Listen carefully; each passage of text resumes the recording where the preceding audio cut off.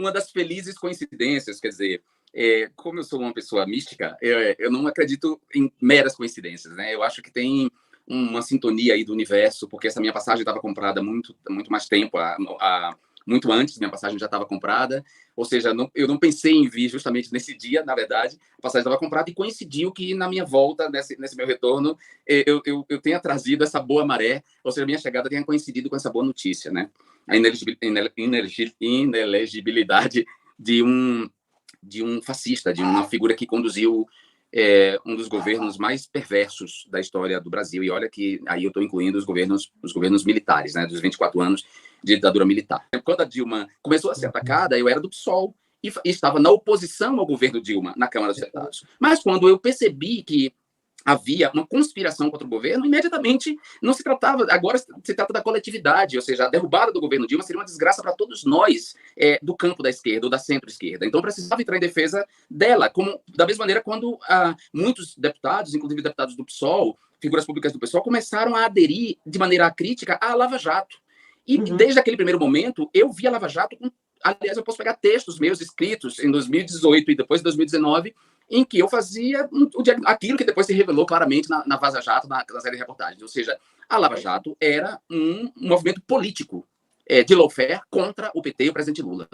Então, a gente precisa começar a perceber isso ao longo desses anos. A gente foi vítima da lawfare, a gente foi vítima disso. A gente precisa tirar alguma lição dessa história. E esse governo, mais que nunca, ele tem que avançar nesse sentido, né? Avançar, digo, do ponto de vista da vacina contra a desinformação. E os partidos de esquerda, os dirigentes do partido, precisam abrir a cabeça, dar um passo adiante, entender como o mundo mudou e como essas forças políticas agora atuam de outra maneira, né?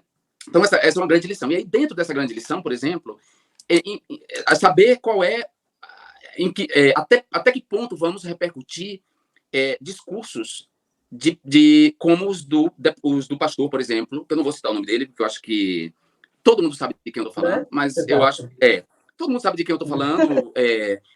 Então a gente tem que saber criticar o discurso, desmontar o discurso sem promover a pessoa, sem criar esses monstros, né? Porque a gente acaba criando esses monstros. Então esse sujeito aí, por exemplo, quando ele diz isso, ele coloca a gente numa encruzilhada, que ele tem um amplo alcance, a voz dele tem um alcance, ele tem uma igreja, ele é líder espiritual de muitas pessoas, então a gente não pode fingir que ele não disse o que disse, porque a gente precisa desmontar o discurso. Agora, como é que a gente desmonta o discurso sem promover a pessoa? Isso é importante, que a gente encontre essa dosagem certa, né? E por isso, quando a Sara falou, não, o Jean vem aqui para tratar desse assunto, dar opinião sobre o assunto. Aí eu pensei aqui, eu estava na coxia aqui, nos bastidores, e pensei, não, eu não estou indo, esse cara não está com essa bola toda ao ponto de eu me dedicar a falar só disso numa entrevista com o 247. Não, agora, exato, tanto que quando nós estávamos conversando, eu e Noêmia, na hora que ela falou, não, eu falei, é exatamente isso que eu quero, porque a gente tem que partir dessas notícias, eu acho que é do seu retorno, né, já a partir do que a gente pode construir desse momento para frente e aprender, que eu acho que é muito importante, porque todos nós, de uma forma ou de outra, sofremos os anos de Bolsonaro. Sofremos demais. Eu dava aula na época, e eu dava aula de ética em 2017, e fui ameaçada de morte porque me falar em igualdade salarial. Né? E olha só agora. Né? Então agora a gente volta. Jean, querido, eu vou precisar fechar a nossa entrevista, mas você já está convidadíssimo para voltar, porque é muito importante. Mas eu acho que você deu o toque principal. Eu acho que a gente aprender com os mecanismos daquilo que a gente perdeu lá atrás, o antídoto para se livrar de figuras como essa, faz esse tipo de comentário fora do país, ou então de deputados que foram eleitos a partir desse discurso, e muito eleito com ódio que nasceu ali atrás, né? Inclusive com você. Claro. E eu passo para você fazer fechar. Eu vou arrematar, André, também eu falo demais, eu sei. E ainda mais não, eu queria os assuntos direto, tão... mas infelizmente... ainda que os assuntos gerem esse debate, mas...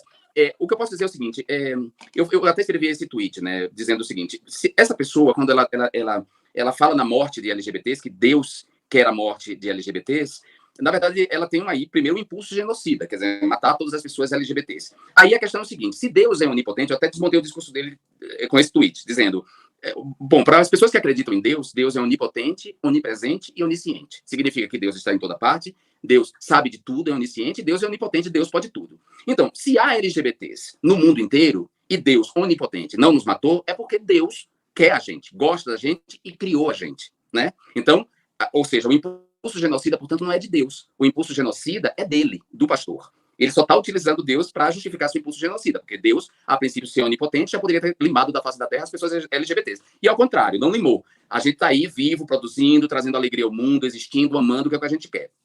Depois, se não for isso, ou seja, se o impulso genocida não for dele, significa que o Deus dele não é onipotente, como ele imagina que é. Então, eu prefiro, como eu sou uma pessoa crente, respeito a religião dos outros, fui formado, tenho uma formação católica, não sou ateu, eu prefiro acreditar que Deus nos ama, e sobretudo o Deus ensinado nos evangelhos, né, que é o Deus do Novo Testamento, da Boa Nova, o Deus que Jesus nos revelou, digamos, é um Deus de amor, né, é um Deus que não vai querer matar pessoas, não vai querer eliminar as pessoas da face da terra. Então, eu acredito que Deus nos ama, Deus nos criou, e esse pastor é um impostor que tem um problema com sua sexualidade profundo que ele precisa resolver, ou seja, ele tem homofobia internalizada, ele tem um ódio de si, ele está em conflito com sua sexualidade e ele projeta esse ódio de si sobre os outros. Então, o que a gente pode dizer primeiro é isso, que o discurso dele é uma falácia, e depois pedir que ele resolva a sua sexualidade para não virar essa figura asquerosa que ele é hoje.